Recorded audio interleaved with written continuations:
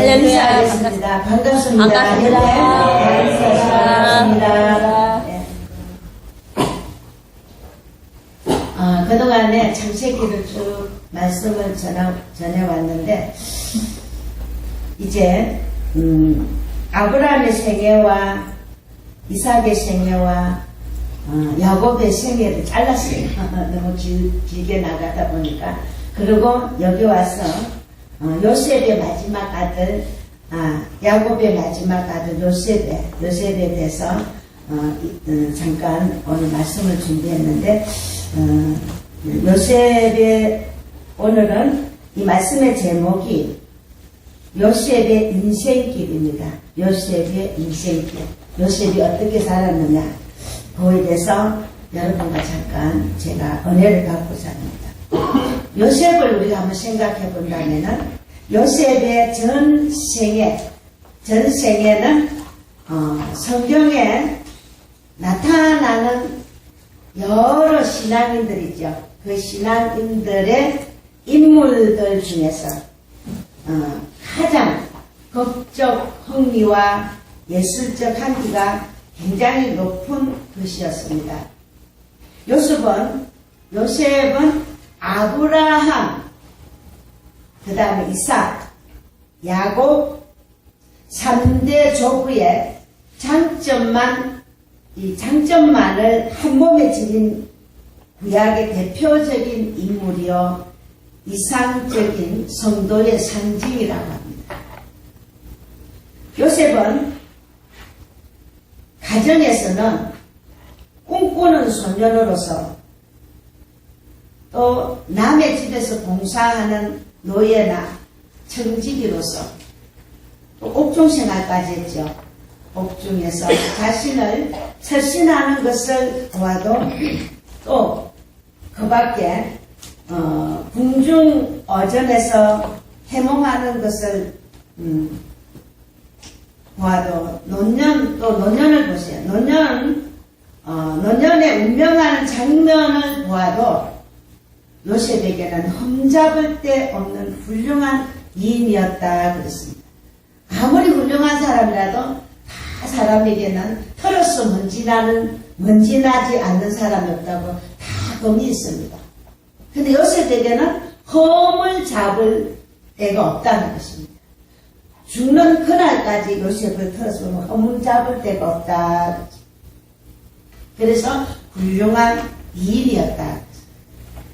그는 위로부터 하나님을 대하나, 자신에 대해서나, 또 주인을, 자기 집을 있는 주인을 대하여서나, 노예를 대하나, 또 나아가서 부친을 대하나, 나아가서 형제를 대하나, 국왕을 대하나, 많은 국민들을 대하나, 또 불행한 역경이 굉장히 많았잖아요.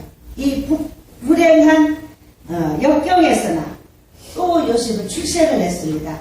출세한 순경에서나 언제 어디서나 어떤 사람을 대하나 무슨 일을 만나도 조금도 변하지 않는 금강석같이 빛나는 신앙적인 소유자였다. 이 모두가 다 어디서 왔느냐? 그의 신앙생활의 결과였다는 것을 우리는 잊어서는 안 될 것입니다. 또 요셉은 정치가요, 경제가요, 신앙가로서 환난 중에서도 승리의 계승가를 불렸던 것입니다. 17세에 요셉은 꿈꾸는 자였고, 30세의 젊은 청춘으로 애국 국무총리가 되었습니다. 그는 몸도 귀하게 되었고 모든 면에서 또 영화롭게 됐습니다. 요셉이 살아온 가정 속에서 나타난 특징을 오늘 말씀을 한번 살펴보도록 하겠습니다. 어떻게 살았으며 어떤 것이 특징이며 하나님께서 어떻게 해서 그에게 축복을 주셨느냐. 오늘 우리 신앙인으로서 축복 축복받는 그 비결을 우리가 요셉을 통해서 다시 한번 은혜를 받았으면 좋겠습니다. 먼저 요셉은 어떤 사람이었냐? 꿈을 가지고 살았습니다. 꿈이 없으면 인생의 전진이 없다는 것입니다. 사람은 꿈이 있어야 돼요. 요셉은 이상주의자였고 그의 가슴 속에 꿈과 믿음으로 꽉 차 있었다는 것입니다. 그러기에 꿈을 이루기 위하여, 이 꿈을 이루기 위하여 어떻게 했는가? 요셉은 꿈을 이루기 위하여 성실하고 진실된 삶을 살아오게 되었습니다. 꿈이 없는 학생은 깡패가 되고 꿈이 없는 가정은 파산당하며 꿈이 없는 국가는 쇠퇴하게 된다는 것입니다.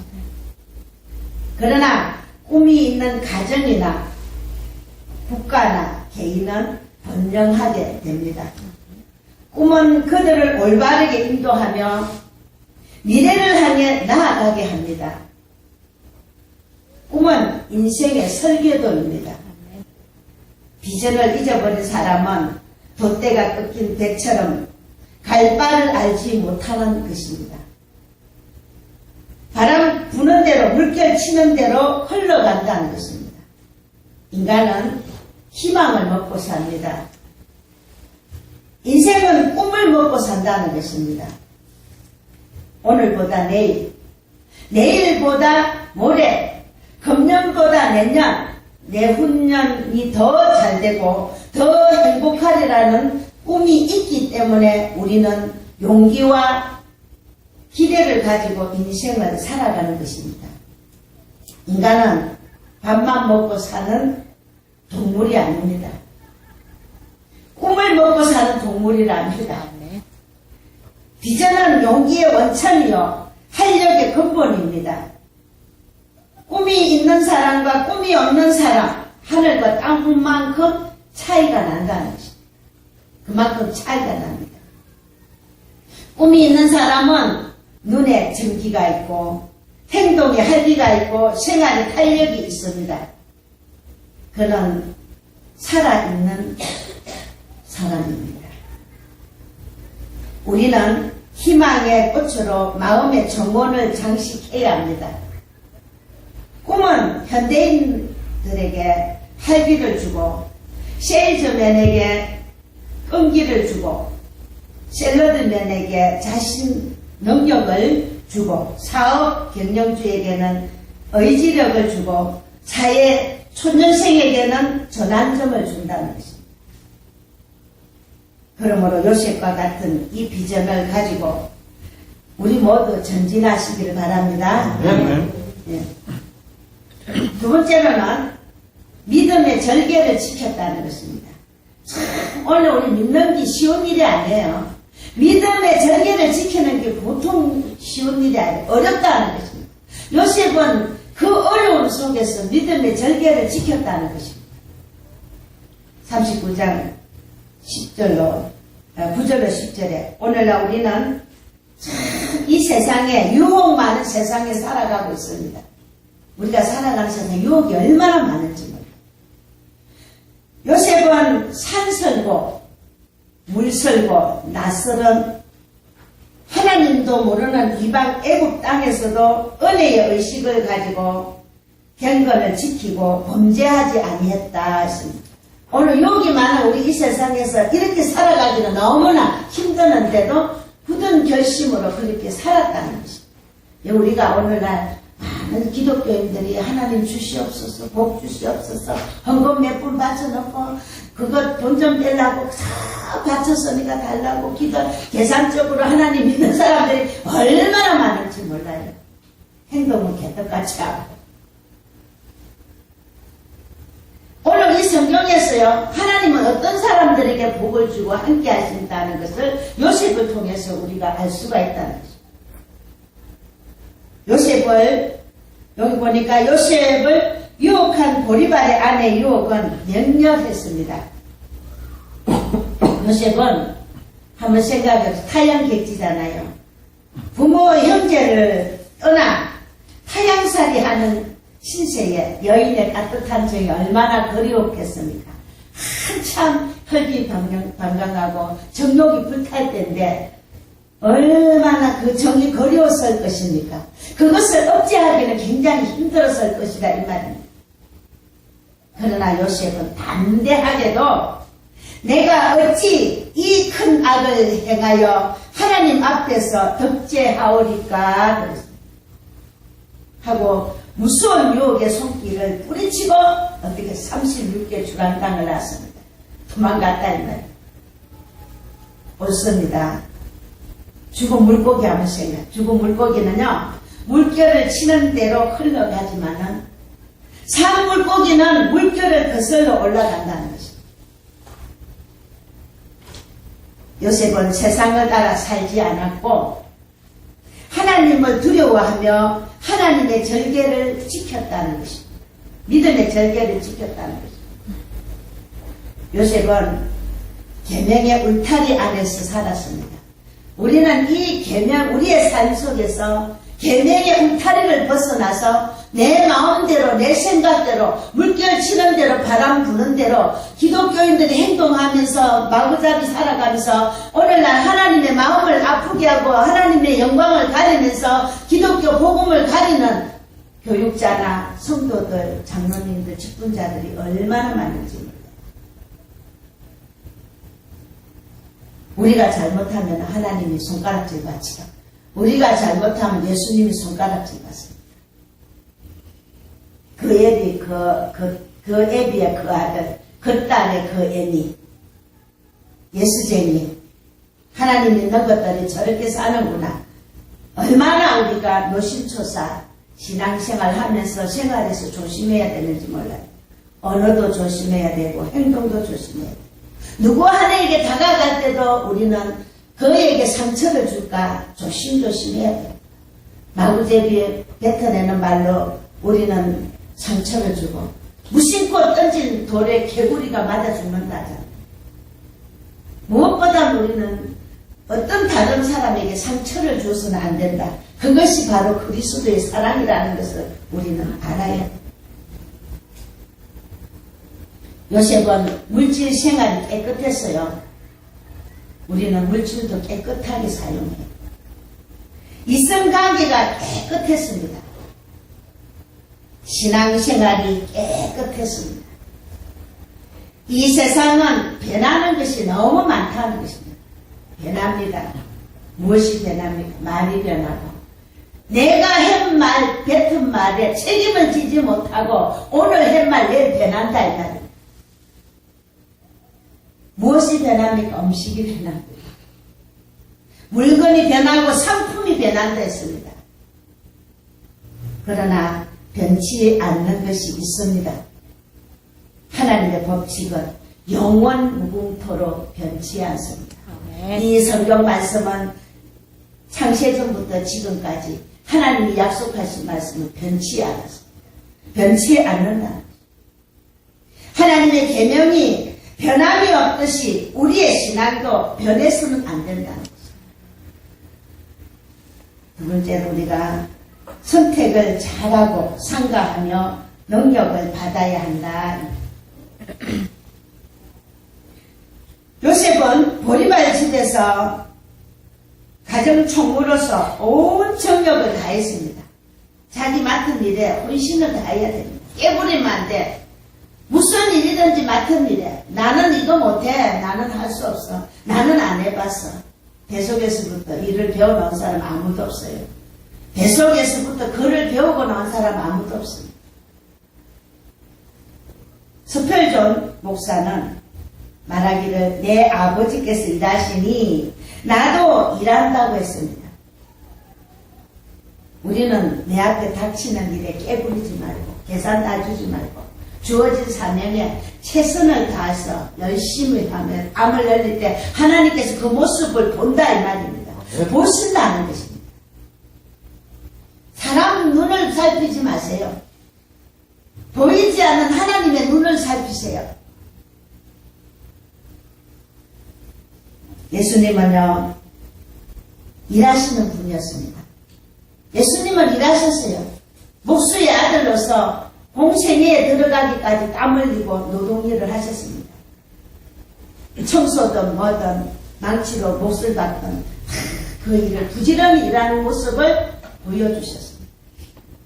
하나님의 아들로서 나는 하늘의 아들인데 말만 하면 12천사도 내려올 수 있고 보리떡 5개 물고기 2마리 5,000명을 먹일 수 있고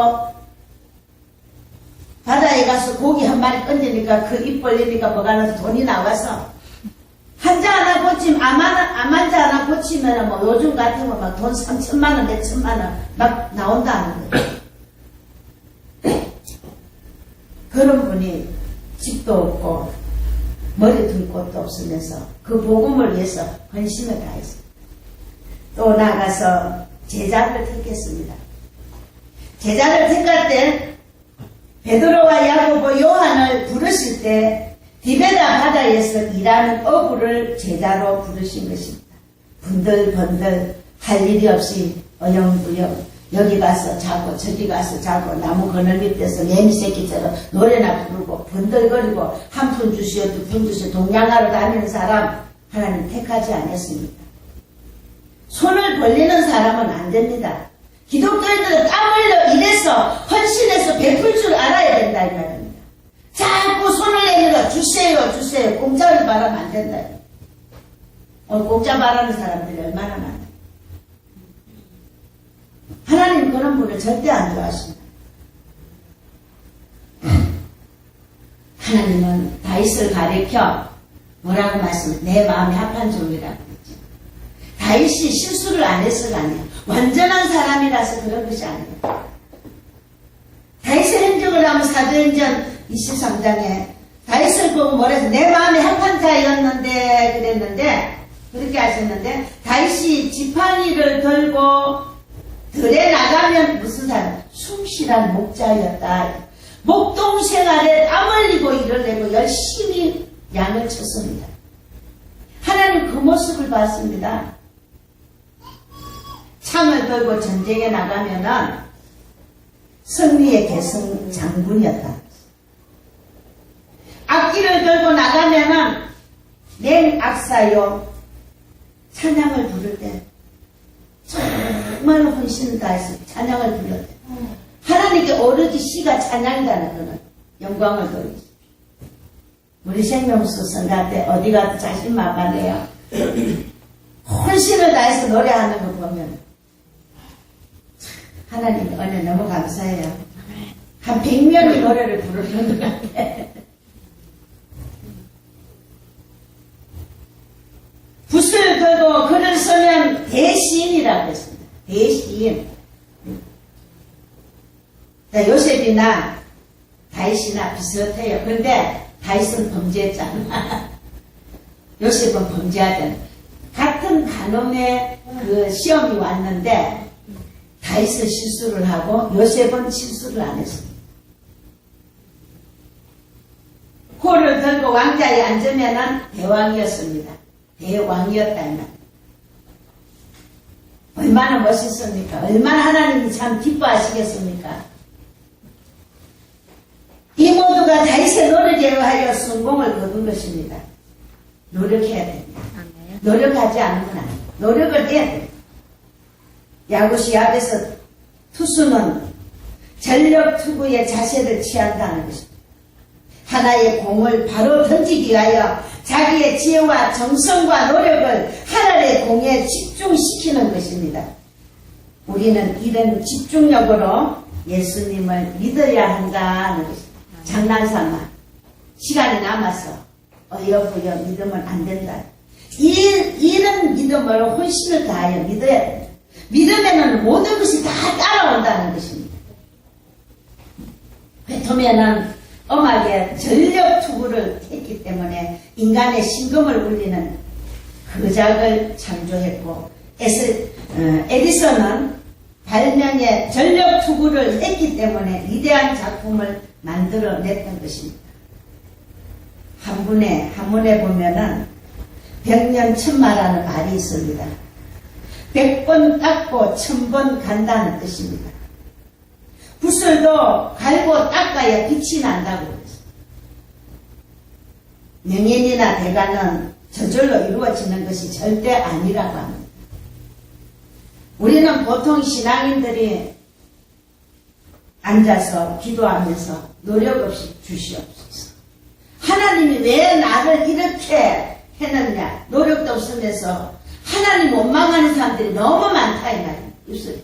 내가 가만히 보면 지 노력 없이 길바닥에서 헤매고 있으면서, 겨울로서 길바닥에서 헤매고 얻어먹고 있으면서, 하나님이 왜 나를 길바닥에 세웠느냐, 하나님이 왜 나를 어렵게 한다 이랬냐. 니가 가만히 앉아서 왜 하나님 앞에 자꾸 원망하느냐. 하나님은 일하는 자를 찾고 한다는데, 나에게 무슨 일을 맡기든지 나는 최선을 다해서 누구보다 더 많이 하고 더 열심히 하고 더 노력해서 내가 하나님 앞에 영광을 돌려야 되겠다는 그런 정신적으로 우리는 믿음을 갖자. 아무렇게나 믿음 가지면 안 됩니다. 어떤 방면에 제1인자가 되면 피눈물 나는 노력을 수십 년 기울여야 한다는 것입니다. 깊이 파야 샘물이 솟는다는 것입니다. 조금 파다가 그냥 물었다고 또 휙 던지고 저쪽 가서 이쪽 가다 또 조금 하다 안 되면 또 저쪽 가고. 미국의 유명한 예부서트가 11분 동안에 맹설교를 했다고 합니다. 11분 동안. 사람들은 모두 너무 감탄했어요. 신금을 울리는 웅변이었습니다. 그 웅변을 준비하는데 얼마나 많은 사람들이 은혜를 받고 신금을 울렸던데, 이 웅변을 준비하는데 얼마나 시간이 요소가 되었냐고 물었습니다. 그가 말하기를 일생이 걸렸댔습니다. 11분 설교하는데 일생이 걸렸습니다 하고 대답을 했다고. 세상의 성공은 우연이나 요행이 없습니다. 요행을 바라면 안 됩니다. 복권을 사러 끼웃거리고 다니면서 복권 당첨하면 하나님 11조 내겠습니다. 그러니까 하나님께서 그때 다 준다는 사람도 줄 수 있다.